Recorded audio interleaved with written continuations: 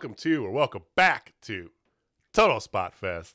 Thank you for joining us on this most joyous occasion. For those of you following along, I am JJ Brownlee. That is Jamie Faulkner. We are coming at you for the 100th time. This is our 100th episode spectacular, and ironically enough, our 1 year anniversary all in the same breath. Crazy.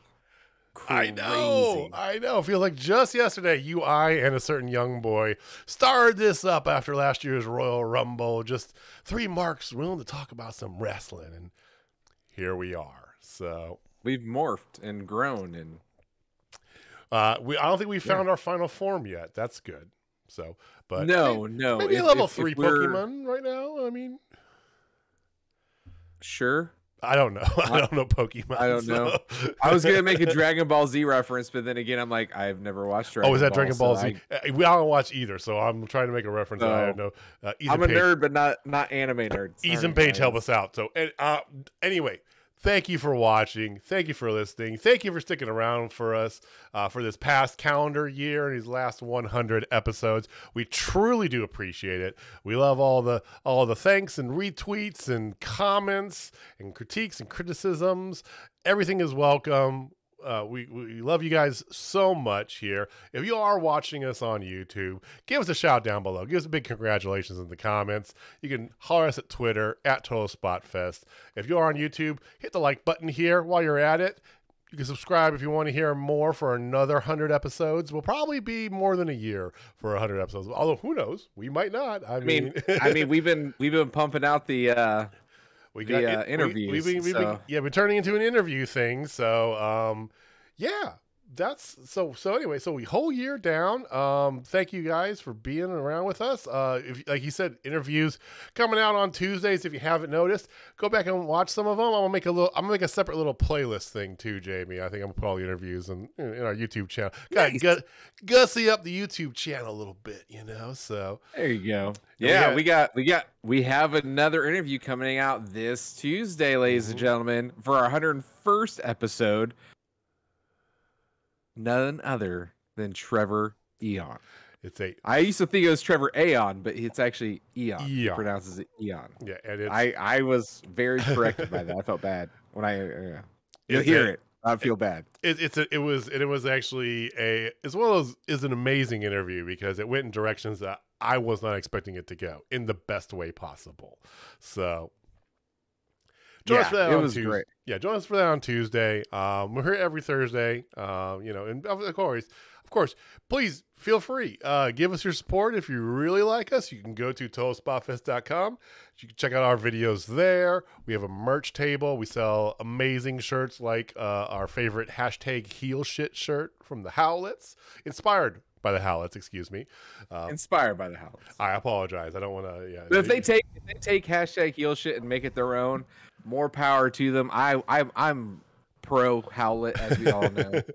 So if they want to do that, we're gonna wax poetically about the past year here at the end. But I do want to start off with kind of a mirror image, if you would, because 1 year ago today, two bushy-tailed, bright-eyed young men, along with their young boy, started off with our first episode talking about the 2021 Royal Rumble. And ironically enough, this past weekend was the 2022 Royal Rumble. And did you watch the Rumble match? Did you watch the pay-per-view? I watched the Women's Rumble, and that was it. That was my intention, was just to watch the Rumble matches. But I kind of had it on the background while I was doing stuff as well over the weekend. And to be honest, it was fine. It was not the worst WWE pay-per-view I've seen in the past year. Let's put it that way. That's fair. You had, some very predictable stuff. Becky Lynch doing Becky Lynch things against Doudrop.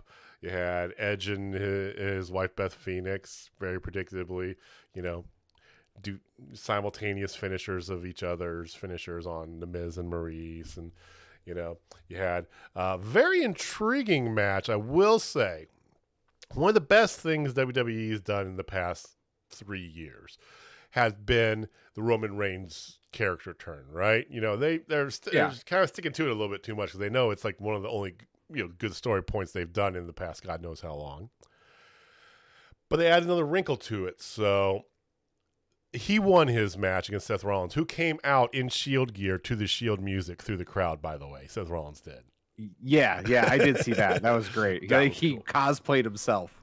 It was great. It was so good. And that was a fine match. But later on, you had Bobby Lashley versus Brock Lesnar. Brock Lesnar defending the WWE title. Two big meat slapping men slapping meat, you know? And the ref had gotten inadvertently knocked out by an F5, and that led Roman Reigns to come out, spear Lesnar, with the help of Paul Heyman.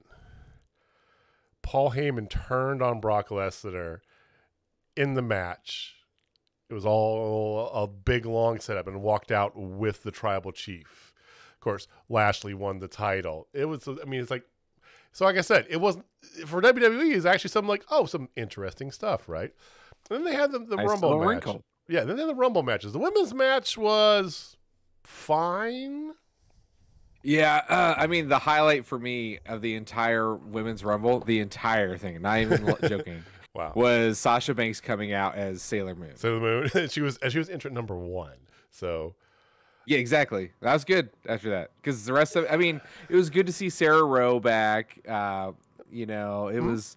It was cool to see Mickie James announced as the Impact Women's Knockouts Champion with her Impact title around her waist, coming out to her Impact Wrestling music.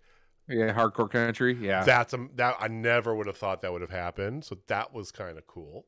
But it felt like all the throwbacks, except for a couple few, it was very much a token moments for them, right? Yeah, they come out. Melina came out and got eliminated too fast. I guess they all got eliminated right away, except for Michelle McCool lasted a little bit. Lita lasted till she came out late. She lasted like the final 4. Yeah, I think that's it. I can't think of any other. It felt like very much oh yes, we remember you, nostalgia. Bye bye. Yeah, then the big reveal, which I think is hilarious, was Ronda Rousey. Right, which wasn't a total secret, but yes. Was not a total secret, but that crowd did not care.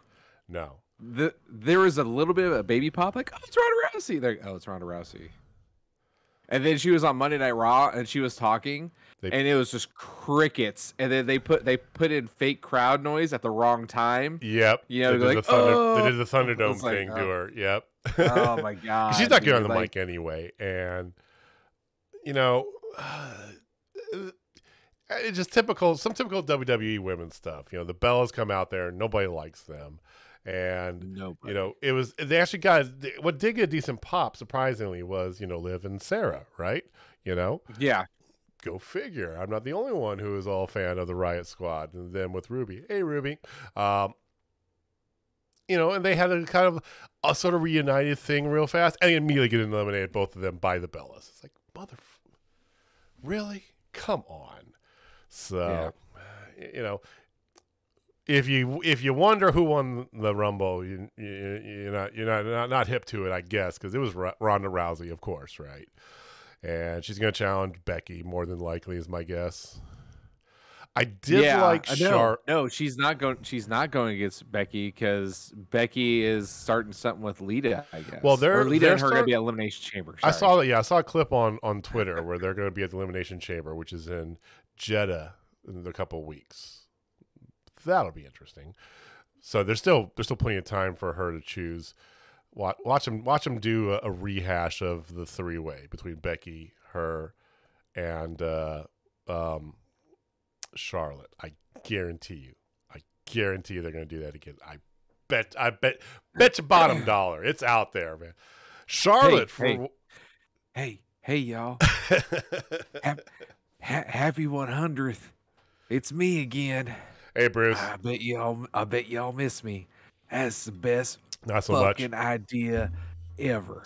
Let's have Becky Lynch, Charlotte Flair, because we have to do whatever Charlotte wants because she is a Flair, and this Ronda Rousey girl face off at WrestleMania. But you already did that at WrestleMania, Bruce. No, we didn't. You don't remember that, okay? Our fans don't remember the past, okay? And then after, we're going to do another Raw SmackDown draft, okay? And then when we do this, we are going to get Charlotte and Becky on the same brand again. And then we're going to force them to work together as a tag team. And we're going to call them. You ready for this? God. Been too long. The Mega Powers.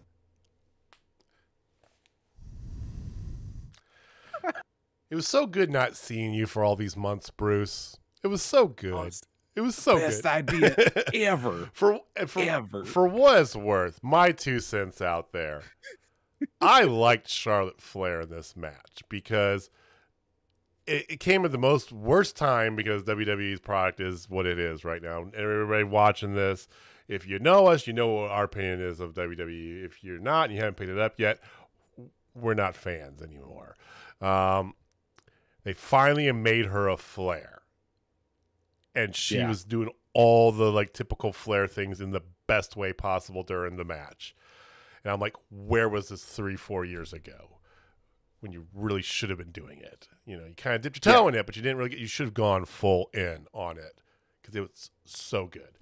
I really did like that. I liked her as a female Ric Flair. It's fantastic, but lost in the shuffle. So anywho, you didn't watch the men's match then is what you're saying. No, absolutely not. And from all accounts, I'm lucky I missed it. The most people that were in the match at one time was 8. Oh, nice. And you know what? You know how I feel about Royal Rumbles who don't get stacked up a little bit. You know, it's just that's not the point, right? Mm-hmm. Everything felt like it was too tailored of a spot. You know, that's why they kept the numbers down. Usually, for most of the match, it was around 4 to 5 people in the ring. It felt like they were just giving each participant their time to shine, right? The only thing that was interesting, I felt, was probably the cheesiest goddamn thing of it all. Johnny Knoxville. Yeah. He comes out in this terrible, like, full-length, like, sweatsuit outfit with tights on over top and a big question mark on him. And he's got Wee Man and a few other of the jackasses, you know, that's kind of scored him to the ring. And he does a couple punches on somebody and just gets absolutely annihilated by everybody. And then Sami Zayn knocks him out.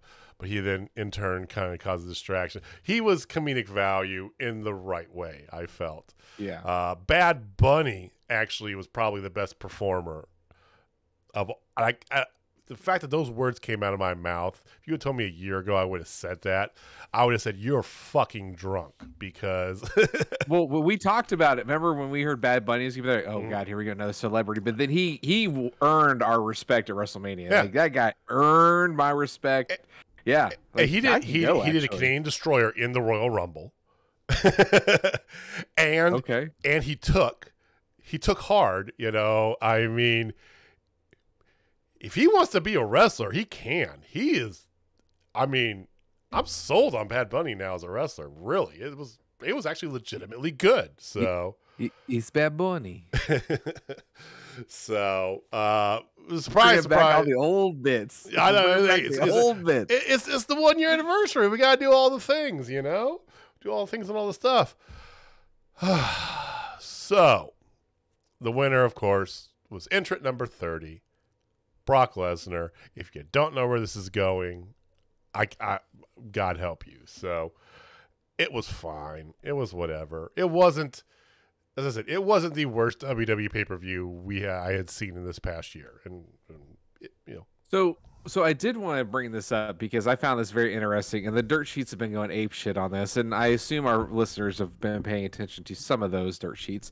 But the person who ran the men's Rumble, the producer for it, is quote unquote quietly been released from WWE. And there's been a lot of friction, I guess. They say this could have been years of pent up whatever, but the person who's running it had a whole bunch of ideas of how this thing should go, and all of them got shot down by Vince, according to reports. No surprise there. So Vince wanted it his way, and basically he was sulking and being a little baby back bitch about it to everybody and standoffish and not nice and baby back bitch. he was getting heat in the back, like, because he was just sulking and wanted to, he was more worried about putting himself over than putting over the actual show itself, and it was reflected in the result. And this is none other than Shane O'Mac. Well, quietly released. That description that you just did explains Shane McMahon in a nutshell. So yeah, okay, cool. Yeah, because he was supposed to be doing something with Austin Theory, and now that's scrapped because he's gone. And I guess there's just a big blowout about it, and I don't know the whole particulars about, but I was reading up on it a little bit this evening, and I guess he was just acting out like a little baby, like, I'm not getting my way. So you've got Triple H, due to heart condition that, lo and behold, was a lot more severe than any of us thought. Basically behind a desk now, with that, Stephanie's off doing other things, kind of handling things more behind the scenes of, like merchandise or whatever. I don't fucking know. Shane O'Mac's now gone. And he hasn't been working as a executive for years. He literally has only been there. Right. Yeah, he's only there as a talent. Yeah, he was not there for a while anyway, and then he was on the board, I think, but he wasn't like a top affiliated with him for like a hot minute, and then, but it's just kind of weird because it's like at the end of all this, you got Vince running everything again. Vince and his lackeys. Mm-hmm. They took it over at NXT. They've made it what it is. I mean, SmackDown, they got the sweetheart deal with Fox, so it's kind of like can't really fail because it's on Fox, but they're not hitting what they said they were going to when they sold to Fox. They signed their first deal with Disney. Did you see that? Is it Indonesia, I want to say? It's going to be on Disney Plus. On Disney Plus in Indonesia. Right, because Peacock's not available in all countries, so they got to go. So I have no doubt that Disney will eventually buy WWE. That's my guess. I mean, it's tailored to them. They don't cuss. They don't do anything. They've made themselves the product that Disney would be a fan of, right? 100%. It seems like a 15-year game of Vince to sell to Disney, which if you look at Disney's MO, it fits them perfectly, right? Mm-hmm. Which, hey, more power to them, whatever. So, well, we don't go back into WWE realm very often, but we figured for nostalgia's sake, let's go ahead and do that because that was our first show, and so. WWE, and it was in St. Louis, and a year ago we probably would have been jumping at the chance to get tickets. Oh yeah, we would have been there, guaranteed it. We've driven 4 hours to go see that. 4 hours ain't nothing, man. Yeah, we're gonna drive 3.5 in April. I know, and I don't know if tickets are still available. It's 3 hours. For me, it's 3 hours. Yeah, you gotta drive across the metro. But for those of you who haven't yet, highly recommend if tickets are still available. I believe there are still some available for Pro Wrestling Revolver, Swerve's house. The card is just looking fucking stacked. I mean, you've got the main event: Swerve Scott versus Ruby Soho. Hey, Ruby, give me that all day long. Yeah, I know, right? You've got the Wolves, the American Wolves, whatever they call themselves now, but they're the Pro Wrestling Revolver Tag Champs. They're putting the titles on the line. People like Bailey's going to be there. You got Moose is going to be there. It's Moose. It's Ace Austin, Trey Miguel,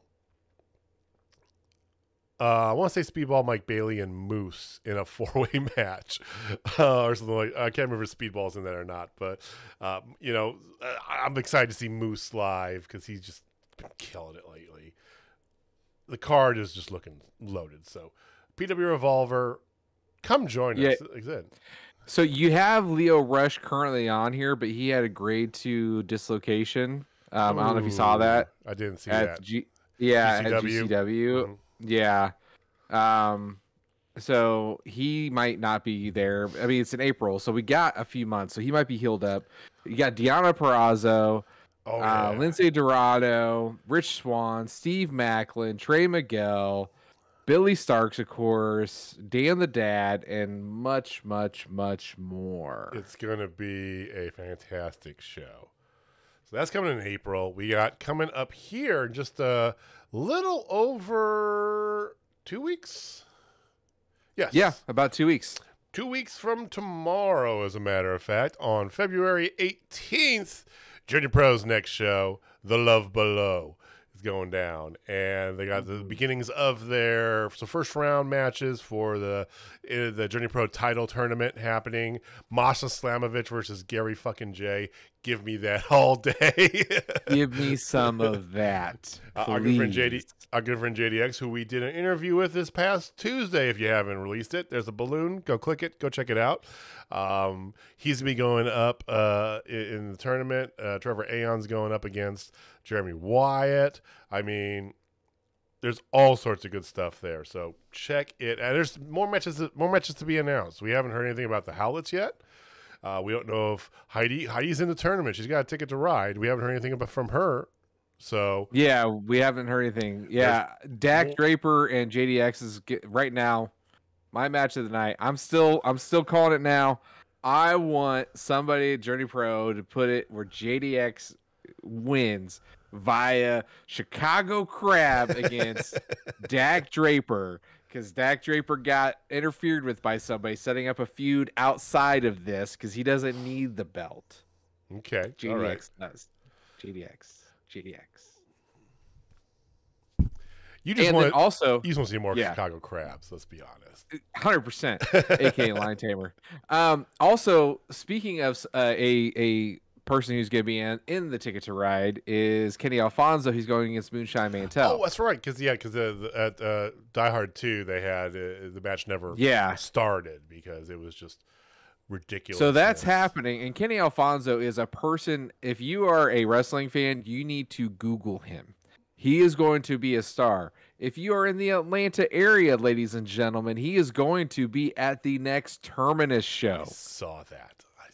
That is huge fucking news. Kenny Alfonso is amazing, and he has got a bright future ahead of him, and that is just insane. He's done some promotions, but pretty much around the Midwest area, this and that. So he's getting out in there, and I think that's a fantastic forum for him. I mean, Terminus' first show was lights out. So if you're listening to us, you can't get to Kansas City, come to Journey Pro show. Maybe you live down in the Southeast, you can get to Atlanta.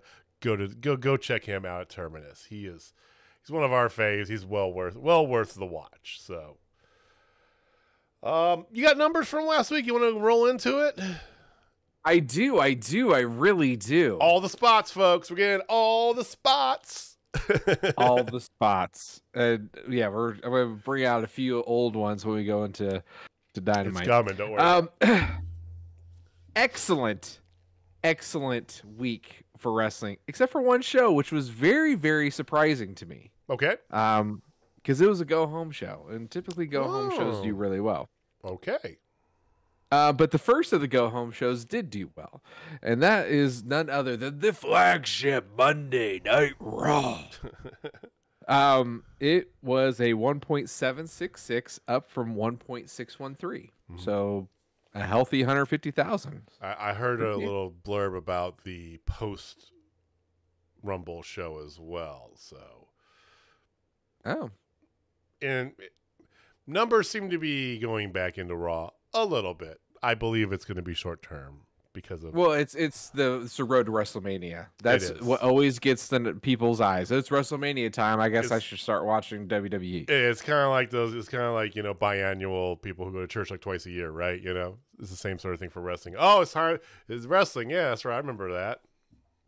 It's 100%.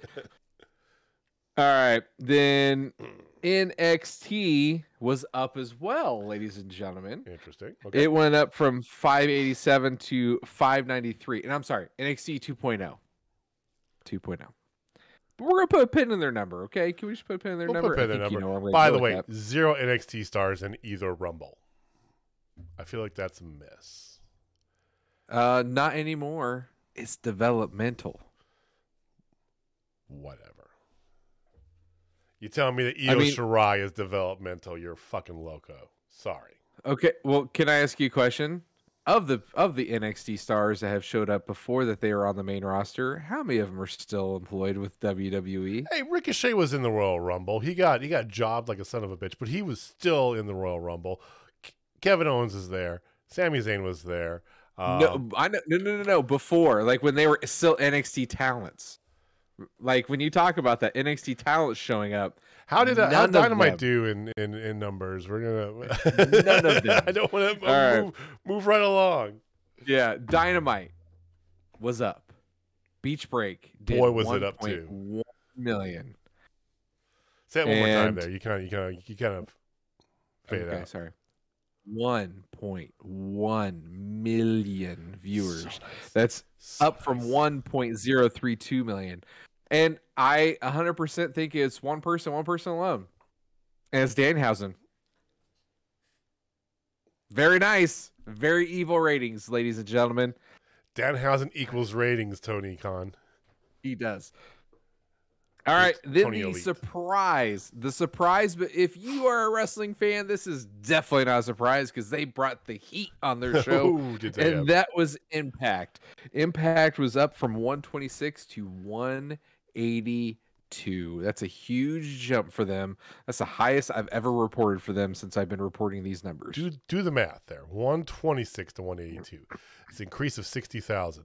That's a 50% bump. Yeah, that's nuts.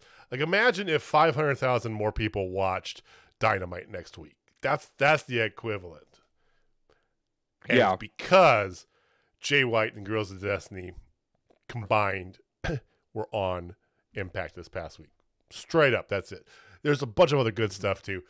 We say it a lot. We're not going to dive into Impact too much tonight here, but Impact, well worth your time. Check it out if you can. Best show you're not watching. If you want, go on YouTube. You can follow their YouTube. You can follow their YouTube for like $1 a month for the premium membership. It's $12. So for $12, you get to watch every single Dynamite whenever you want. Every single Impact Wrestling, whenever you want. You can watch it live or watch it night of. You can watch it, on Saturday mornings, And the wrestling is gotten so good in there. Especially in the past, 2 or 3 months, right? It's gotten so good. Moose is fantastic. Trey Miguel, killing it as X Division champion. Feud with Steve Macklin, still kind of matriculating around. It's great. Cardona's doing good things, even though he might not be on the roster technically anymore. I don't know. It's up in the air. Okay. But there's a lot of those that they have the most open door of anybody. Tony Khan opened the forbidden door, but Impact's like, oh, yes, please, copy paste that 1,000 times. So they have. Yeah, they want door. What door? Door, fuck a door. I mean, Mickie James was in the Royal Rumble. They got AAA wrestlers there all the time. New Japan right now, Plus they've had Kenny Omega as their champion. I'm telling you. I know some people will be like, well, Impact, I don't really like. Give it a chance. It's great right now. I truly believe that. Yeah, it's quite damn good. All right. SmackDown was down. That's okay. Surprising me. That surprises the hell out of me because it's legit the last of the go homes. It went from 2.255 to 2.217. I mean, I know it's not a big drop, but it's still a drop, considering that Rampage was up. Rampage went from 594 to a cool 601,000. And if you're keeping track, ladies and gentlemen, I'm going to take that pin out again. This makes 2 consecutive weeks that Rampage beat NXT. So yet again, here is AEW waxing that ass when it comes to freaking NXT. And I don't want to hear anything about apples and oranges either, because in a way it is apples and oranges. And the orange beat the apple again. Yeah, the orange beat the apple. The prune, because you know it's a late time, so it's shriveled up. It's a prune. It's half the time, and it's on a terrible time slot. Yeah, more. And it was a good show. 2 hours prime time on USA Network, right? Yeah, and this upcoming Rampage is it's gonna fuck baller. It's gonna fuck hard. Wow. Well, we'll get to that in a second. This past week's Rampage. Here's the funny thing. It was a fine episode. I didn't think it was like outlandish. It wasn't over the top. It's still dollar for dollar best wrestling for your buck, if you would. Yep. 1 hour of really good wrestling. Jon Moxley, Anthony Bowens, fine match. Moxley won again. Bryan Danielson he's watching on the monitor backstage, right? He's like, put a pin in that. Yeah, FTR beat Lee Johnson and Brock Anderson. And I had a thought about that. Did you watch Rampage this past week? I did not. That's okay. No worries. Jerry got $4, man. He's got his weekends. I think this past week is your poker weekend too, which you're one night away from a house full of women. So I had a thought, because this, to me, and if anybody watched it, let me know if you agree with me or not. I thought this was Brock Anderson's best match in AEW. Ooh, that's a bold statement. It's a little bit of a hot take, but I really think he did well in the match. And I had a thought with it, because he looked more like his dad too during this match than he has previously. You could tell he's green. He's wrestled what, a dozen matches, maybe, you know? Yeah. Outside the Nightmare Factory, but like maybe a dozen matches.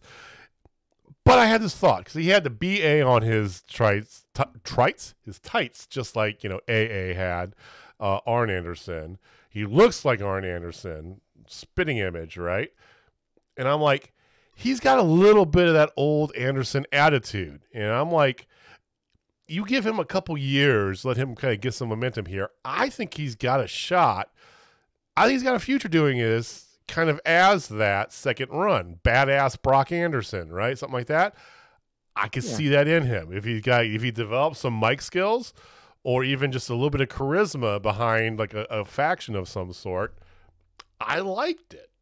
I don't know. I wasn't expecting to walk away with this match saying Brock Anderson's my man, but I did. There's one piece of his arsenal that I would like to see just get a little bit better. If you say sharpshooter, I'm leaving. Oh no. Okay, good. I want his spine buster to be at the level of his dad. I hear you. Part of me wants him to do his own moveset. Yeah, but a freaking an Anderson spine buster. Do a spine buster. And it's got to be fucking amazing. Well, you can't get that. You can't get that in like a year and a half or however long he's been training. That's going to take some time. So eventually, but like I said, who would have thought I would have given props to Brock Anderson? Hey, miracles can happen. Mercedes and Martinez and Thunder Rosa are facing off next Friday. So that's coming. And they had some run-ins on Dark Elevation and some stuff like that. So that's good. I'm telling you, this next week's Rampage is fucking loaded. Yeah, it's loaded. And then you had my surprise match of the night. And I just gave props to Brock Anderson, right? But that's just him himself, right? But my surprise match of the night was a TBS title match. Julia Hart versus Jade Cargill. So Julia was wearing her cheerleader garb, but very much still kind of not doing the same peppy stuff before, right? It was all black too, wasn't it? It was black instead of all green. It was black with green trim. I can't remember. I don't remember the exact color, to be honest with you. You might be right, but I don't remember it. But I know that Griff came out with her, And she very much was, Griff was getting frustrated with her because of her attitude, not wanting to do varsity blonde things before the match. And anyway, it's happening. It's happening. But this is, we haven't seen Julia wrestle in a hot minute, to be honest with you there. And she looked good. And my impression of this, first of all, Julia looked really good. I think when she makes the full turn over to House of Black, it's going to go well because she does have some chops to her. You can tell she's been working on her craft. But who's been working on their craft even more? Jade Cargill. Now, I don't mean by moveset. I mean, Jade actually worked the fucking crowd. Like, let's go. Like, not just sit there, do a push-up and flex and talk to nobody. I'm that bitch, She actually worked the crowd. I'm like, holy, and the crowd was into it. And I'm like, good.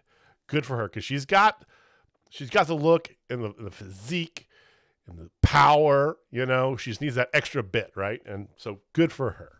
Mm-hmm. Jade, of course, retained. We're not idiots here. We're not I love Julia Hart to death, but she's gonna be wearing black, not gold. She should be wearing lots of black. Private Party, Jazz Express, main event of the night. Good fun match, like you would expect it to be. Sort of a spot fest. The Gun Club was in the audience, and they're setting up Ass boys. Ass boys. I'm sorry, Danhausen. I'm sorry. The Ass Boys were in the audience. So I don't want to get cursed. I don't want to get cursed. Ass Boys. Austin Gunn has trademark. He's filed a trademark for Ass Boys. Do you follow his Twitter? Do you follow him on Twitter? Yes. You better. Goddamn good. His Twitter, ever since Danhausen got hired, has been comedic gold. It's good. It's always been good, but it's been comedic gold lately. It's fan-fucking-tastic. I love it. Jurassic Express, of course, won. They're setting up a big thing between Jurassic Express and the Ass Boys. So that was Rampage. It was, like I said, it was a fine episode. It didn't have like that total banger, but they're killing it. 600,000. That's good. Yes. All right. Absolutely. That was Rampage. Let's talk about Dynamite from last night. So you want total bangers? I want total bangers. Let's go. Let's do it. I got you. But first, we're going to change it up just a bit. So the very first match of the night, and yes, it starts with a match, is Jon Moxley versus Brian Kendrick. Oh, wait. No, it's not, ladies and gentlemen. Brian Kendrick got pulled because the Culture found some stuff that he said back in 2011, 11 years ago, that he was a little bit ridiculous. So they pulled him. Okay, it was a lot. But, he's paying for the sins of his past, and so they pulled him, and he might not be a part of AEW anymore already. I don't doubt that one bit. Tony doesn't play with that shit. Remember Jimmy Havoc? Yeah. Boom, out the door.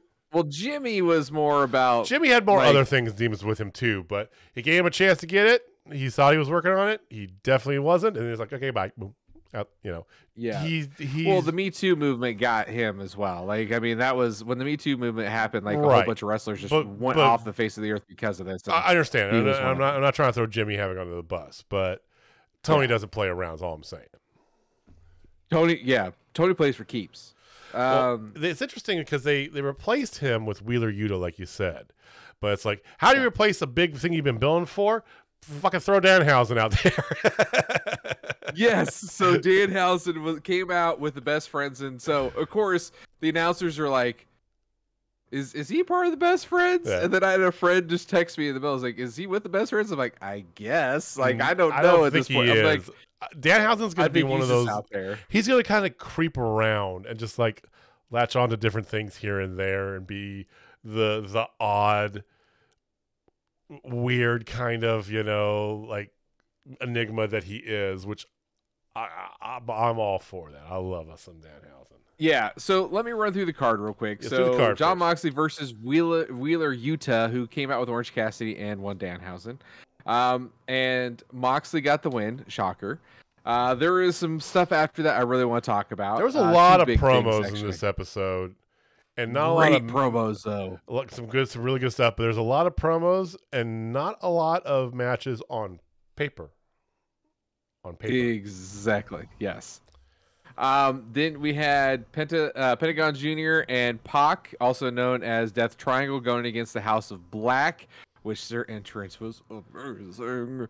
And I'm starting to really like their music together. At first time I heard it, I didn't like it. This time around, I'm like, ooh, this sounds really good. Oh, no, I like their music. I just like Malachi's better. Oh, no, I actually kind of like this one a little bit better. Mm-hmm. Malachi Black and Brody King, the Kings of the Black Throne, got the dub. They misspelled it. They put Knights of the Black Throne on the lower third on TV, and I was like, oh, it's the Kings. They're not Knights. They're Kings. Brody King. Yes, unless they're gonna get some Knights. No, graphics department fucked up that one, so no big deal. Yeah. Then we had Nyla Rose with Vicky Guerrero going against Ruby Soho. Hi, Ruby. And surprise. I was surprised by this. Nyla Rose picked up the dub. It was, and it was a different type of match for Ruby. Of course, aided by Vicky Guerrero. You know, she did. But yeah, it was interesting. So yeah, this is definitely different. Then we had promos. Then the other match of the night, four matches, ladies and gentlemen. Just four. Oh, okay, 4.5. There we go. 4.5 matches. MJF versus CM Punk. And then we had MJF versus CM Punk. So we're gonna end with that because there's gonna be lots of talk on that match. Yes, lots of talk, and don't even tell me who won. I'm not gonna even tell you who won. If you watch this, you already know who won. Cool, you already know. But if you don't know, you watch us for like a full recap stuff. Hold your horses. Before we get to the other stuff, I do want to just say, AEW just straight up gave a pay-per-view match for free. 100%. Like a pay-per-view main event. It was unbelievable. Okay, and that match is right up Jamie's alley. Like, whew. Jamie's sitting there like, you know, like full 4 inches, just rock hard, just like, ah. Sorry, I didn't mean to throw it. Don't you lie. 3, it's fine. Sorry. Yeah. We had to. Apologies being lewd out here, but no, it was Jamie's sort of match, and we're gonna get into it in a little bit. Let's go back to the start because I really want to talk about the Moxley, specifically after Moxley's match. Yeah, and the match was fine. Actually, this is probably one of Wheeler Yuta's best matches on TV. Wheeler has had a hard time transitioning the good stuff he's been doing in New Japan Strong over to AEW, and I don't know why, because he's unbelievable whenever I watch New Japan Strong or any New Japan stuff that he's on. Yeah. And I see him on AEW, and I'm like, hey, he's like half the man over here. What? I don't know why. He wasn't this time. He showed out. My spot of the night, if you will, for this match was easy. It was when Jon Moxley got cursed by Danhausen, followed up by a flying crossbody by Wheeler Yuta. It was perfect. To which Danhausen already tweeted at Renee, said, "Sorry, at Renee Paquette." and it was funny. Crazily enough, during the match, you had "Let's go Moxley" Danhausen chants in stereo. Yeah, people want Danhausen in a match. Yeah, he's not medically cleared, folks. He's not going to be in the match for a little bit. He just took the cast off his fucking foot, so it's probably going to be summer, my guess, before we see him in the maybe late spring, but probably summer before we see him actually wrestle. Yeah. So this match was fine, as we know. We know who wins. But after the match, this is where it gets really good, ladies and gentlemen. And not what we were expecting either, too. No, not at all. Like, I'm like, oh, I got really excited that I got even more excited. I'm like, how can I get more excited about something? So after the match, Bryan Danielson's in the ring clapping, has a mic in hand. I'm like, oh shit, here we go. They're finally setting these two up just to go at it. No question, right? These two are definitely going to fight each other. I still feel that might happen. It still might, but go ahead and explain what happens. But then Danielson's like, do you guys want to see us fight? Do you want to see us fight? He's like, you know what? For the longest time I wanted that too. And he's just going off about how great Moxley was. And then he also says, like, Mox, you know, you were possibly the greatest AEW heavyweight champion that there's ever been. And if you had the right support, you probably could still be it right now. And I'm like, you know what? Right there. He's not wrong. Like, if you think about the pantheon of AEW champions, like, I loved Kenny Omega's run. But Moxley's run was really damn good. He was all by himself. I mean, he had a little bit of, you know, some love from Eddie Kingston. Eddie. A few, mostly a little bit. Him. It was him. Yeah. This is where I want to pull that pin out I put in during Rampage. Because then what does he do? Then he goes, we should work together. I'm like, what? And then we could take over this place. We could run this place. He's like, you want to be AEW champion? You could be AEW champion with me. If you want to be AEW tag team champions, we could do that. If you want to bring up some young talent and have them come. This part right here. Like, if you want to bring up some young talent, you can do that. Because there's no reason why some millennial cowboy should be world champion and a dinosaur should be tag champion and a vlogger should be TNT champion. I mean, he took that swerve, and it's it's the perfect. Because the thing is, like, he even said to watching in the crowd there, you might not like me, but you love my idea. You yes, and we're God damn it. He's like, he even says, Wheeler Yuta, fantastic young talent. What if he was with us instead of the sideshow act that was out here at the sideline? What if we took Daniel Garcia away from 2.0? What the hell they do? And I'm just like, ooh, Wheeler Yuta and Daniel Garcia under the tutelage of Moxley and Danielson. Oh, yeah. Dante Martin, like Lee Moriarty. You're like, oh my God. Lee Moriarty, yes. Like, so good. Like, I'm like, and then he goes, I know you got a lot on plate right now. You don't have to answer me now. Just what you think about it. Thing, right? Yeah. You know, and hand out. Like, hand out. No, don't answer me right now. It's okay. It's okay. No. It's fine. So, oh my God, that's an idea I didn't know that I would like until. But now that I heard it, I'm like, oh God, I like that. I really like that. This makes me love why I'm an AEW fan, because this was not even on the realm of my radar. I went down the path of they are just going to have those two go at it. Yeah, maybe a couple They're times. setting it up. Sure. But now I'm like, now they put that seed in my head of those two together. I want it now. I want it bad. And if they do that, they get like the Mox Danielson learning tree or whatever the F they're going to call it, right? Yeah. And you bring up a couple of these people with them. Sure, cool. And then when they have their inevitable fallout, that match is going to be even better when we get it finally. Yes. Oh my God. I so good. So good. You know what they are if this happens. What? They are legit. No, like all out the AEW mega powers. You just want mega powers to be a thing so bad so that you're like trolling of me for it could actually pay off. That's the truth. But it is, though, if you think about it, they are kind of the mega powers. They really are because they're basically two of the most popular wrestlers of the past decade, right? You're not wrong. You're not.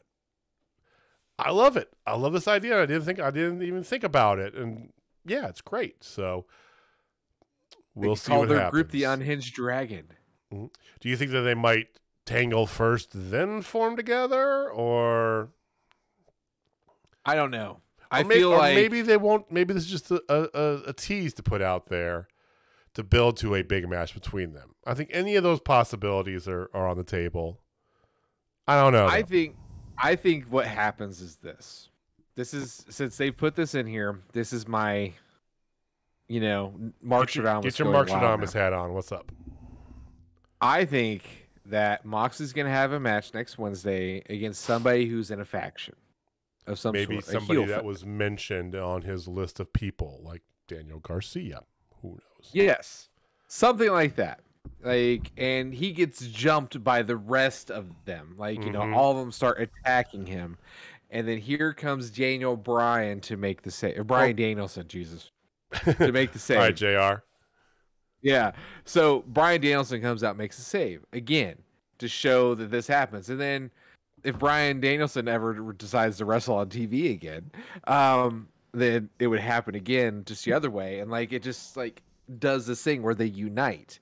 Like, I don't know, man. Like, I feel like now that this is in my brain, it's living rent free now, and I just have to. Well, have I feel like it's like a river being forged. Like, this could fork in any direction and still be good.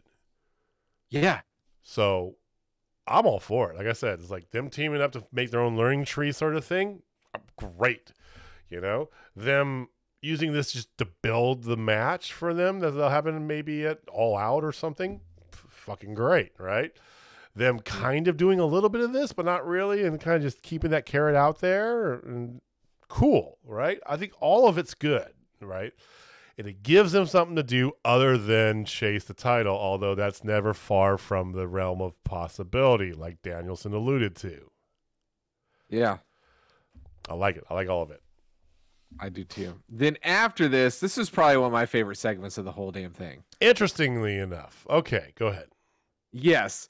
So we're just and my favorite line of the night, I will say. I have a quote here that I do want to say that my favorite line of the night. You know which one it is, I'm sure. I assume. So Brandy Rhodes is in the middle of the ring, getting booed off the fucking stage, like boos, like X-Pac heat boos. And terrible. I mean, I watched her Dark Elevation match. It was garbage. Bad. And it's like burying Kylan King, who deserves a spot on the roster for fucking Brandy Rhodes. I digress. She's getting booed off the stage. Sorry. Yeah, then like she goes, oh, you know, whatever. She calls Chicago Cleveland, and then at that point, Dan Lambert comes out, and who knows? Dan Lambert's gonna be the one who comes out and like they turn face. Like that is the thing that's crazy. Like he almost cuts a face promo on this whole thing. I know. He says Brandy needs a reality check, and she can pretend that, you know, Cody earned a spot at the company, and like what the hell is a chief brand officer anyway? Like Brady from the Block attitude is a real thing. Like he just goes off on her. He says, "I almost feel like a decent human being sitting next to you." He goes, yes. And he goes, "I don't," you know. He goes, he shoots on himself. You know. He shoots on himself. He goes, "I'm going to do this, and I'm going to go down a great big ball of fire when the cancel culture comes for me." It's like, Jesus Christ, Dan Lambert. So during that, at the end of that, let me just jump in here with my quote. Okay. Because Brandy, before she does into her bit, Brandy, as much as I dislike her as a wrestler, and don't get me wrong, I dislike Brandy Rhodes as a wrestler very much. No offense to her. She's not good. And I don't feel like she's trying to get better. I feel like she puts in like a quarter of the effort and expects the same airtime as somebody like Ruby Soho, Ruby, or Thunder Rosa, etc., so on. Yeah. Rant over. She's great on the mic, though. Yeah, when she's shooting, she's great on the mic. And she immediately looks over at Ethan Page, because they got the Man of the Year with him, right? So he looks at Ethan Page and says, "Oh, what are you smiling for, Ethan?" He said, "I don't know why you're laughing, Ethan. Everybody knows we only signed you to get Josh Alexander." I was like, and everybody, Christ, including Ethan, was just like, "Ooh, damn!" Like that was good. Like that was good. Like even then, like Ethan should just give her a fist bump because she deserves it. It was so good. All right, and then she did make an American top tits reference instead of top team, and of course that got Ethan Page to pop his tightest tits of the game. There was a couple shut the fuck up chants, which Dan Lambert joined in on there, and so did like Scorpio, and there was like, yeah, let's go. I know, like, fantastic. Then doesn't think that the Rhodes should turn heel because the only face she's making is when she's face down on her old job. And then to which she slaps Dan Lambert, and he goes, "I kind of figured you'd say that. You'd have that result, you know, but as much as I would, you know, as much as I'm like everybody else who's got the slap the shit out of you on their bucket list, I have somebody else to do it." And then here comes Paige Van Zandt, who looked amazing, who would be an amazing wrestler. And I think that's the route she's going to go. She comes out, and then those two get into fisticuffs, instantly separated by the women's locker room. So definitely setting up Paige Van Zandt versus Brandy Rhodes. I'm assuming at Revolution. Probably, and I'll be honest with you, I don't know if I'm really into it. I'm into Paige Van Zandt becoming a wrestler and being a part of. I want to give her her chance. I think she's got the aptitude to do it. She's got a great look, right? You know, she can talk. She did well as an Ultimate Fighter. You know, I think she can do it. I'm just reserving judgment. I want to wait and see because. No, I get you.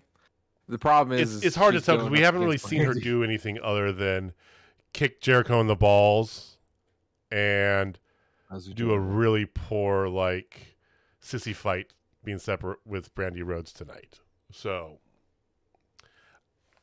we're going to see it soon, but I'm reserving judgment. I hope it's good. Yeah. After that, they had this weird Matt Hardy Andrade thing. It was they need to get to the point with Andrade and him, right? They need to get to that point. He's going to take over Andrade or Hardy's crew, push him out. It's going to break Matt Hardy. He's going to break. Just get to that point because then we'll probably see Brother Nero eventually come in and they'll do their kind of their final tag match together a bit. Yeah. The only thing that came out of that was they set up Sammy Guevara versus Isaiah Cassidy on Dynamite, or not Dynamite, on Rampage. Rampage this week, man. I'm telling you. Jesus, and that match would be amazing. And you've got the FTW championship, Jay Lethal going up against Ricky Starks. Yeah, loaded.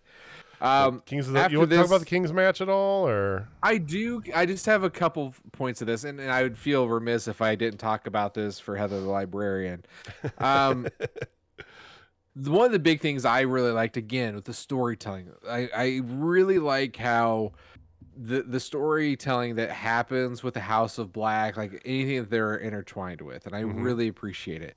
So Pac comes out blindfolded, and he has his hand on Alex Abrahantes' shoulder, comes out completely blindfolded and everything, does the whole, I can't see thing, and obviously you can't see. That's the big reveal. He's not blind at all.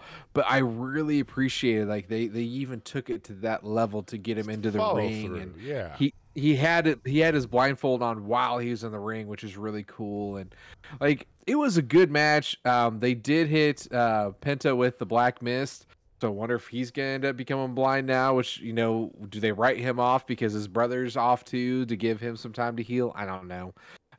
They hit their sick ass finisher, that Dante's Inferno. It is god awfully gorgeous. Too. Yeah. I love Brody King. I love him so much. Big guy. He's got good moves for a guy of his size. He no-sells at the right time for his character. A lot of times those big guys will no-sell just for the shit of it.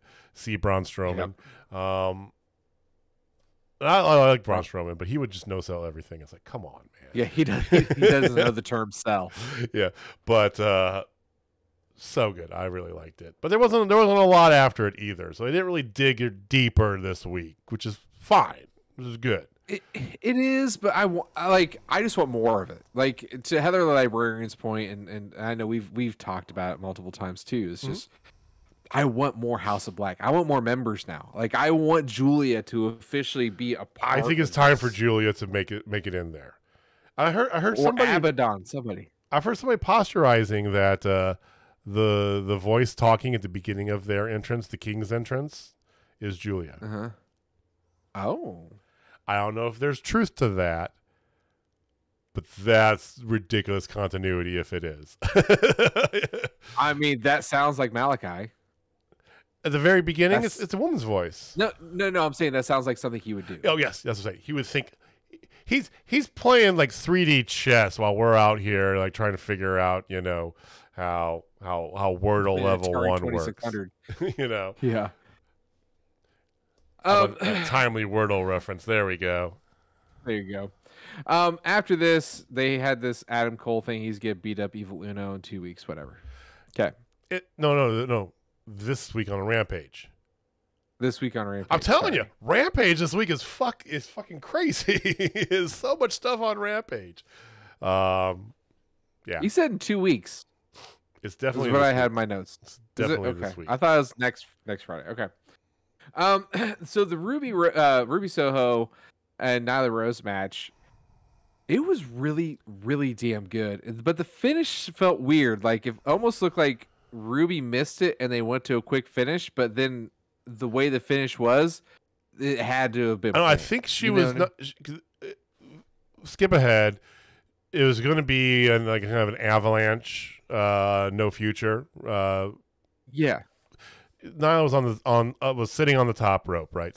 You know, and several times Ruby went up there and they battled, they did some things there, and then she kind of gets down on the mat, does the handspin, and goes for her no future bicycle kick, but comes up about like 1.5 feet short. I feel like there is supposed to be something that Nyla did to push her, block it, to make it look like it, because she was not close enough to land that. Period. Not at all.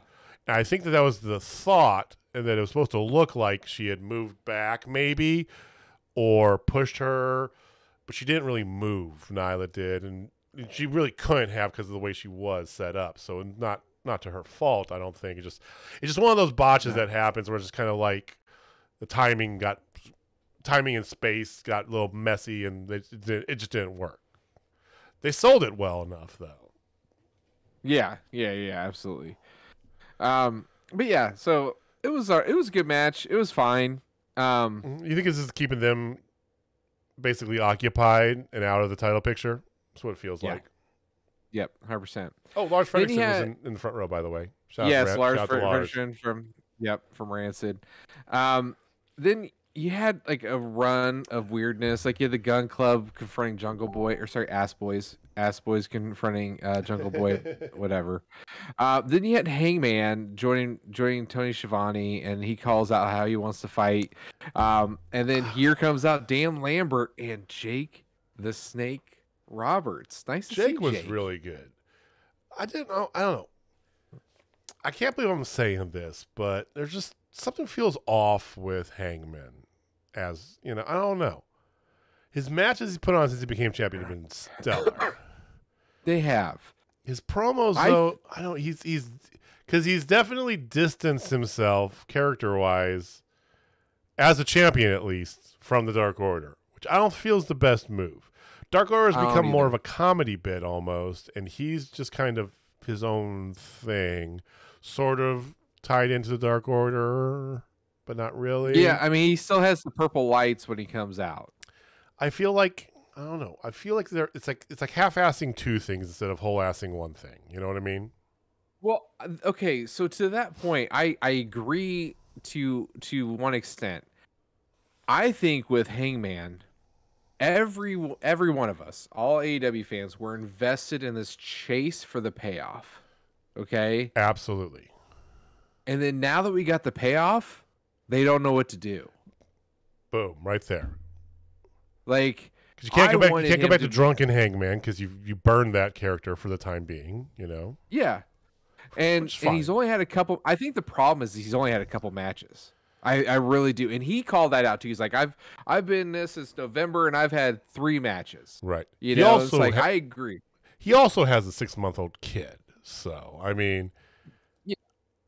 He says he wants to fight more, and I agree. He needs to be wrestling damn near at least twice a month on one of the shows. Sure.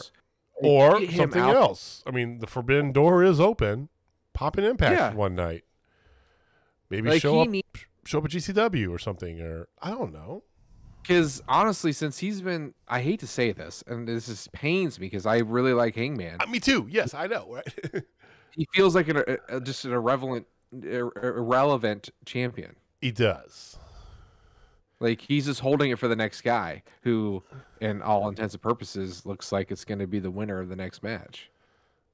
Potentially, maybe Danielson Angle, because they are keeping that That around. is true. Moxley, He's got Moxley in his corner. or Moxley with Danielson in his corner, or both of them individually. I feel like it sucks too, because Archer deserves his time to shine. Archer came out and beat the shit out of Hangman. By the way, next week is the Texas Death Match in the unbelievable venue at the Boardwalk in Jersey. I swear to God, it's gonna be so cool. Archer deserves his shot. He is that good of a talent. It just feels like the unfortunate timing. This is when he's getting a shot now, because I don't believe there's any shot of him winning the belt. No, not at all.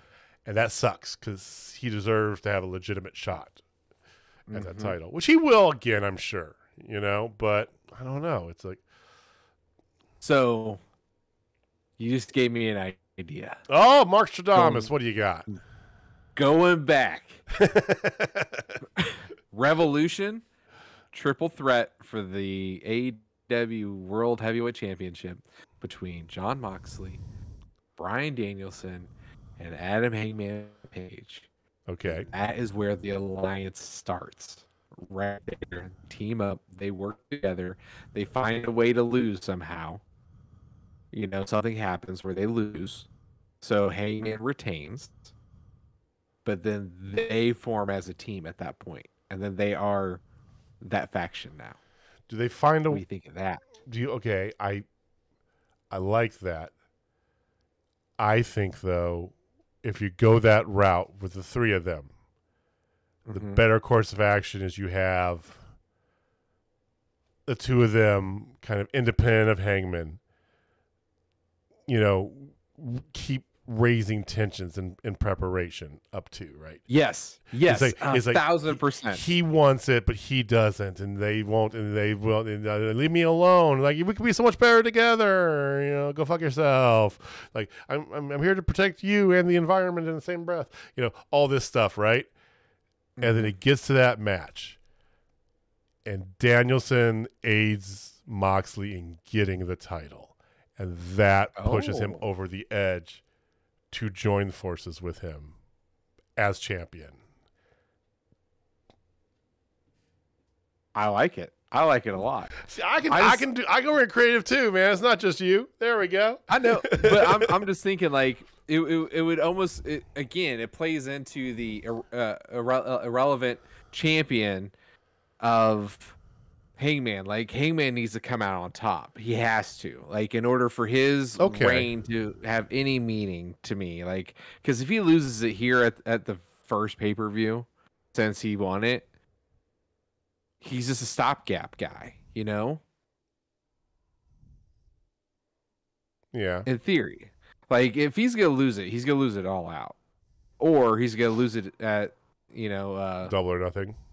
Double or Nothing. I think Double or Nothing would make more sense, depending on what their idea direction is for All Out. Like, if you put it towards Danielson, let's say for sake of argument, or Danielson, Moxley, some combination thereof, right? Because, think with me, grander picture, and I think that one of these dominoes might not be ready by All Out, but bear with us. We're on Fancy Booking Island, folks. You put it on them one way or another at Double or Nothing, right? Maybe you take Hangman in a direction back into, because Hangman was best when he's achieving for that. So you break his character down so you can get that, because that's when people are into it more, right? So the Dark Order's got to bring him back up, gives them relevancy. Maybe we can figure something out with them. Who's going to challenge Moxley and Danielson, right?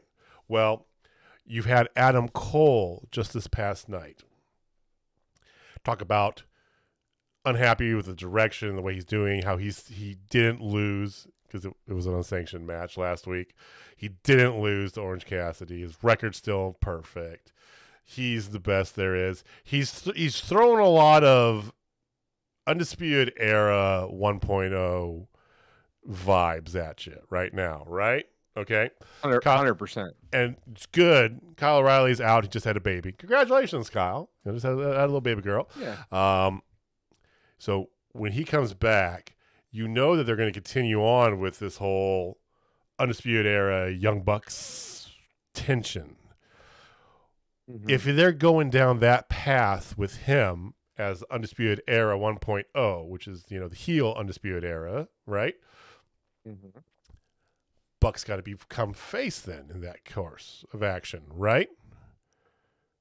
You could have heel versus heel. You can toe the line, but however you do it there. So they're going to break, but you need someone else to come into that as well, because you got 3 on Undisputed Era. You got the Bucks. Cutler doesn't fucking count. Kenny Omega.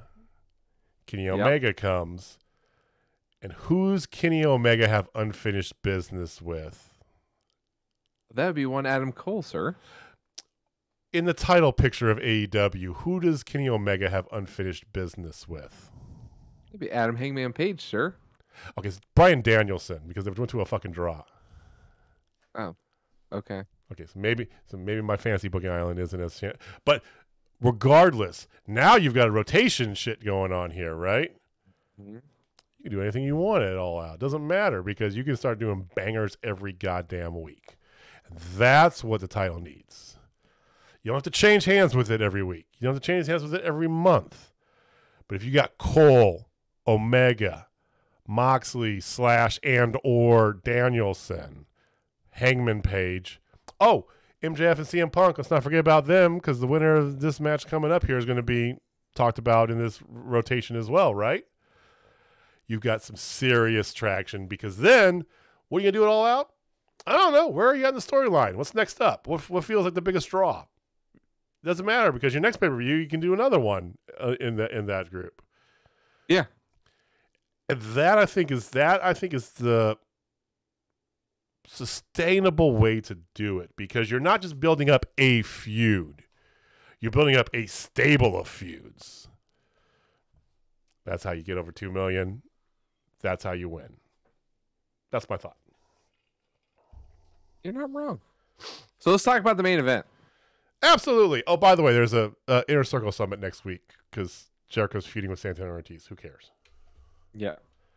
Yep, they're splitting up. Finally. So this main event, I had to check my watch, because it started up as our main event. I look at my watch, and it's Central Standard Time, 8:15, and I'm like, wait, that's 45 minutes left in the show. Are they really going to do this? And it ran over. Ladies and gentlemen. They did. I'm just gonna. I don't know. Like, obviously, I'm a fanboy out a little bit here, but this is easily a 5-star match. I have no qualms with this match. There's nothing negative. It had great pacing. Had everything I like about technical wrestling. If Dave Meltzer saw this in Japan, it'd be an 18-star match. If it was with guys with a bunch with a 13 vowel name or letter name, yes, you're right. I'm sorry, that was racist. I think it's a little. Okay, but this match fucked. Like, this is a pay-per-view. This is a pay-per-view. This was a pay-per-view match. This match was. It's a pay-per-view main event match on TV.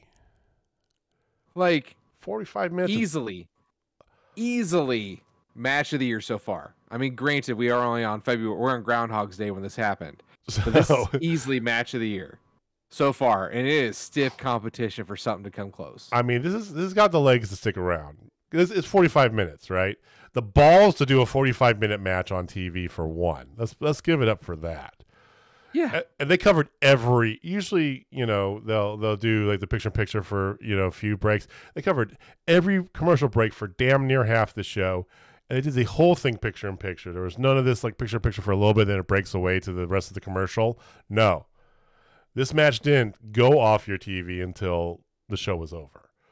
And The story told in this match was incredible. I probably am gonna say 5-star at the end of the day, but you know me, I like to let it percolate for a little bit, let it settle before I give a rating out. So I'll probably rewatch it again tomorrow or Saturday, but probably up there, no less than 4.5 stars. I think it was story one of the best story told things.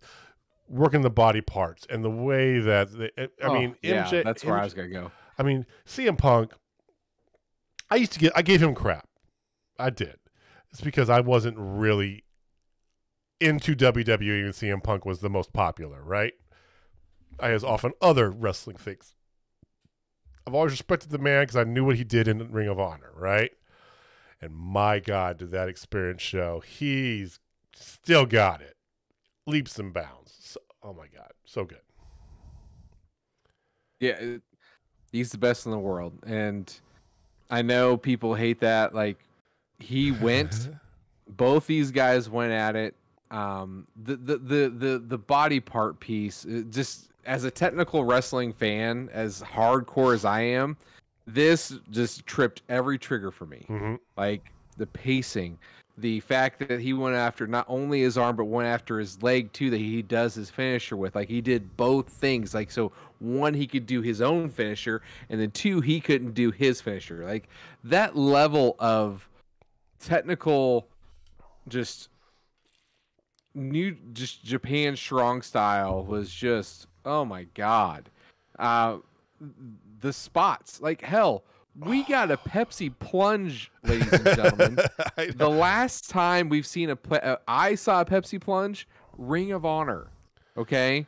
And not like towards the end of Ring of Honor, like when he first started showing up in Ring of Honor, when he had the blonde hair. We're talking like silver flip phone days, y'all. I mean, yeah, and he only had the Pepsi and the Cobra. He didn't have all the stuff yet. He might have the straight edge, I think, but yeah, he had straight edge, but he didn't have like the chest. He literally just had the Pepsi and the Cobra from Cobra Commander. It was a thing, and MJF every bit the part, the classical wrestling villain for the modern age.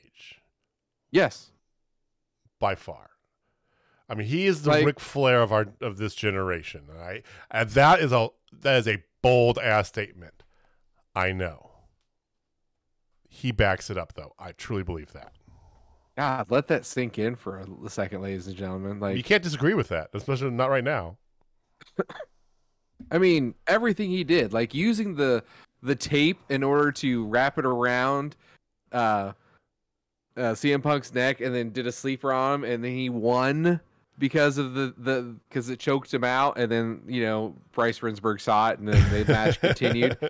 Like that kind of shit. Or then when he laid down and Wardlow came out, this was big for me, and I got lots of talk about this piece. Okay, yep. So the match was over. He had his hand raised. When he had his hand raised, he dropped the tape. Remsburg restarted the match. That's why we call this 1.5 matches for the night. That's the whole shtick for those of you who haven't watched this match yet. Side note, go watch this fucking match. Jesus Christ.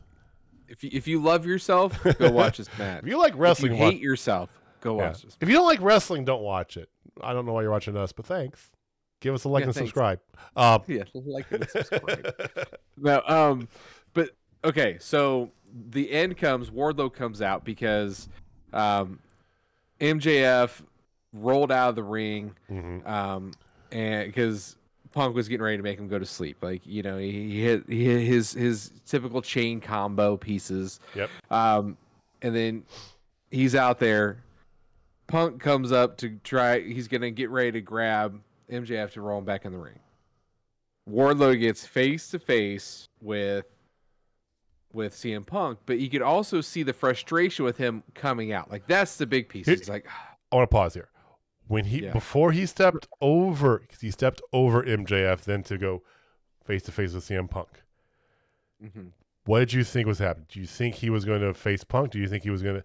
I thought for a second there he was going to pick MJ up and just roll him into the ring, and that was it. Same. I thought that was the moment. Okay. I thought that was the moment. I felt that because he even almost made that Wardlow is doing these little things. It's the nonverbal cues that he's doing that he's good at. Maybe it's unintentional, and if it is, he deserves a fucking Oscar because god damn, that man is natural talented. But all these little nonverbal cues, like he's like almost like I faked you out that he was going to pick him up. Right, so good stuff. Yeah, and the thing is, like, when he did that, and the payoff for this is going to be epic, but I really think that what they did tonight makes it that much better. And I know there's gonna be a lot of people like, this should have been the moment. This should have been the moment. It's like, hell no. That kind of moment needs to be at Revolution. At a pay-per-view. It has to be at a pay-per-view. You gave a pay-per-view match away. Don't give a pay-per-view match and a pay-per-view moment all in the same show. Sorry. Yeah. Don't give away the pay-per-view moment. Yeah, it's a payoff all of us want. So what happens is Wardlow gets face-to-face with him and just backs away. Which is what we see. What? The camera comes in tight on him. That's what we see. We see because the camera angles are everything, ladies and gentlemen. And then CM Punk rolls in MJF. MJF has got his hands together, so automatically you know, oh, shit's going down. And then Rinsberg is talking to Wardlow. Wardlow gets up on the apron. Wardlow gets up on the apron. Because he's getting ready to grab the rope, and like Rinsberg's talking to him. Here comes MJF, puts the ring on, pops CM Punk in the face, puts the ring in his tights.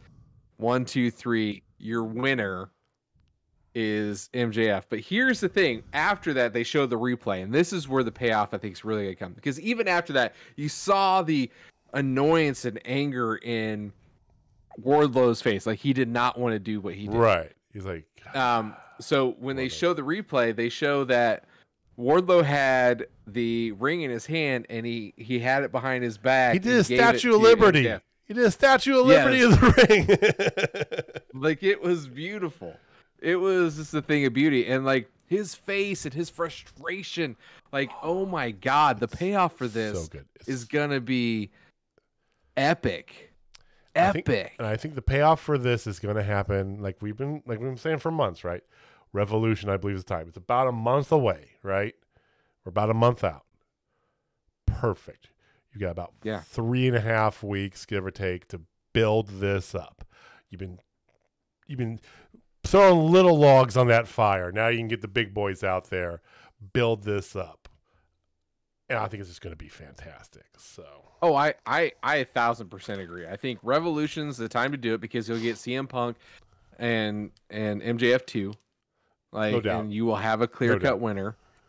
And I'm at this point now, since MJF won, I am 100% positive that CM Punk's going the next one.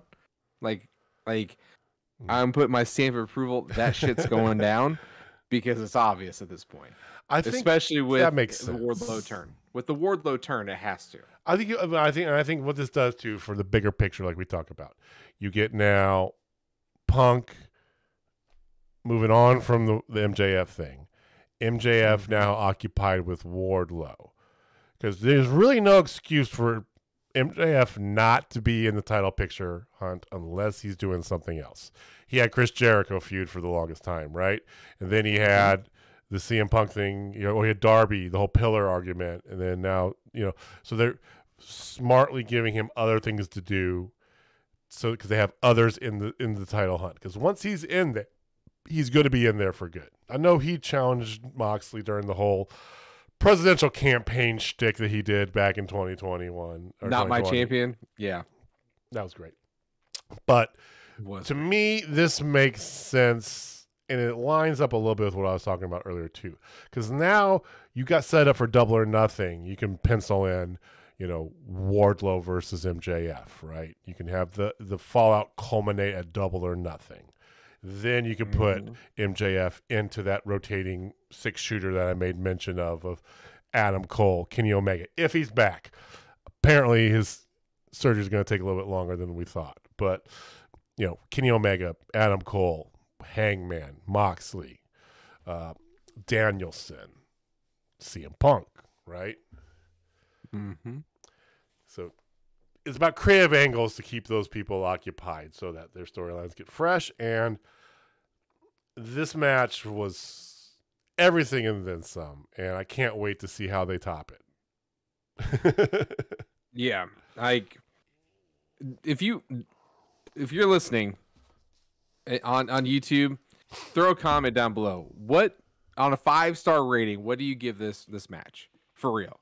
And if you're not listening, if you're listening on any device, go to our Twitter at Total Spotfest. Just add us, DM us, whatever. Tell us what you think, because I'm of the ilk. This is a 5-star match as a like die-hard technical wrestling. Like, this match was everything I want and then some. And I'm tentatively not giving you. I'll give you a 4.5 right now. With the caveat that I might give it a 5 after a rewatch. I want to let it percolate. But if I had to give you one, it'd be a very strong Spotfest. Not a Total Spotfest yet. It's a Total Spotfest for me. We haven't used our ranking system in forever. That's another I know. thing too. This match was this match is a Total Spotfest live. Which is a fantastic move, because a year ago, that was our original name. We talked about this before. If you have not heard the story, you have to go back and listen to some of our past episodes. We talked about it. I think it was on the interview with Walter or DJ, somebody from Journey Pro. I can't remember who. But originally, we had the idea of doing Total Spotfest live as a playoff on Total Request Live. Made the little graphic, like the TRL logo, right? It was funny. We've never been live. It's always been recorded, so it didn't make any goddamn sense. We had the Young Boy at the start of the year. He's moved on. He's been doing more stuff with his band and thing. Didn't have the time for us, so we said, "Well, we'll get the fuck out." No, we love you, Nick. But this past year, all great things we saw. Let's talk about some of the things we saw and we did, right? So. Besides the fact that we started a podcast and been percolating with it, we started interviewing wrestlers, kind of getting in the community, thoroughly enjoying that. We've been traveling because live wrestling came back this past year. In the middle of the year there, live wrestling came back. Local wrestling came back. We got to see the return of Journey Pro. We got to sweat our nuts off at Journey Pro. Twice. One we almost damn near passed out at. The other one was just one on purpose. Like, one we knew we were outside in the middle of the day. Have. Right. It was summertime outside in the middle of the day. Cool, right? The other one was not a great experience. And then the next one after that, we went to a ball field at night in the fall and just got eaten alive by mosquitoes. But it was awesome. So good. We started making old merch. We started patterning merch after our favorite wrestlers. There's a Lion Tamer shirt out there. # heel shit in honor of the Howlets. We took our obsession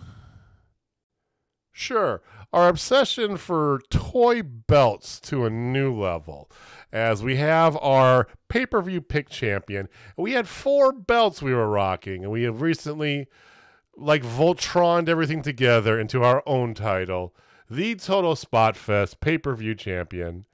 Jamie is your current reigning and defending. There you go. I did it for you. Reigning. You're not technically defending right now, but still, whatever. Pay-per-view champion. Inaugural pay-per-view champion. And factions were formed, as you see there. The trolling of the Faulkners, specifically Megan Faulkner, led to the formation of the Faulkner World Order, accompanied by the creation, of course, J Money Club. Bam. Yep. Well, and don't forget the Christmas present that keeps on giving. Megan gave you a signed autograph picture of her wearing all the toy belts. Of herself is signed your champion to him. So it's even better. I'm glad you got me a Batman for Christmas too, because if that was it, I was gonna be very unhappy with you. Yeah. So one of the things too, over the year, we've changed a lot. In the beginning of the year, especially me, I was into like every move that happened and everything, you know, because I love moves. I'm a move guy, technical wrestling, you know, submission guy, you name it, that's me, you know. And we'd break things down to like the nth degree, and then we wouldn't have as much time to have this like chit chat of natural, hey, what'd you think of this match? It was just more of like, this is what happened in the match, and we've morphed from that. And you know, and to JJ's point, like interviewing wrestlers and promoters has been awesome. Like, So cool. Absolutely. Just getting in there and interviewing people. We've had some great people on here so far. You know, we had JDX, we've had the Howlets, we've had Heidi Howitzer, we've had Walter, DJ, Chris from Journey Pro, who are all amazing. We're gonna get Hartzell at some point in time. He's a busy man. He's hard to get. He's got 18 jobs, maybe 25. Yeah. I don't know. I mean, we've had the Rabbi Jeremy Fine. We have one coming with Trevor Eon next Tuesday. Mark your calendars. Definitely put the alarm bell on there for notifications when that thing drops. Yeah, you know. So we've had a lot of great things, and we have more to come. We got more people we're trying to get interviews with now, and you know.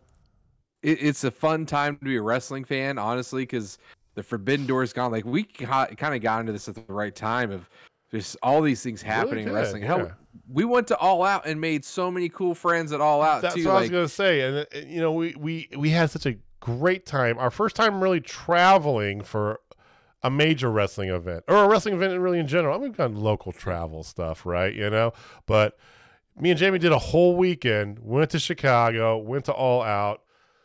Lopped on to other shows, fell in love with GCW, ran to Danhausen out of character at a fucking deep dish pizza joint, met incredible friends who we'll see every year. I know we're going to see some of them every year at All Out, sure. Right? And kind of that reaffirmation of the wrestling community as well. And we've taken that a step further. We've gone branching out even more besides our local promotions, because there's been a secondary promotion or a second promotion started up this past year. We've been checking out Dynamic Wrestling Federation here in Kansas City and going to Revolver up in Iowa.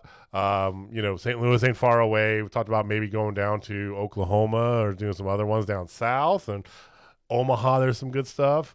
So much more kind of like appreciation for wrestling in general, right? I think that's one of the things. It's like we used to, back in the day, let's say it this way, we always kind of used to be like, man, I really wish that was up in Kansas City, or God, I wish we could get that closer to Kansas City, right? You know, we're talking about different promotions at the time, right? But they're there, just drive a little bit. It's not that hard. It's not that far. We're actually doing wrestling trips now. We've taken our Mark buddies and we're all going together up to Iowa in April. So, and we're trying to get this dude organize the same thing for All Out. So that's been my big take of this year, is that kind of doing this has led us into even more wrestling, but in the best way. 1,000% agree. And to the next 100, you know, it'll be a little bit longer, but you know, you never know. Probably we'll see. Yeah. I mean, if we push out 2 a week, you know, that's 100. That'd be under a year if it's 2 a week, you know. Yeah, that's a lot. We'll see. You know, we'll see. I mean, we'll probably have to take a vacation in there again. Like, I want a vacation for the first time since I've had kids, and I got a 17-year-old kid, so that gives me an idea of what I did this year. I mean, I went to Universal Studios and Disney, which was amazing.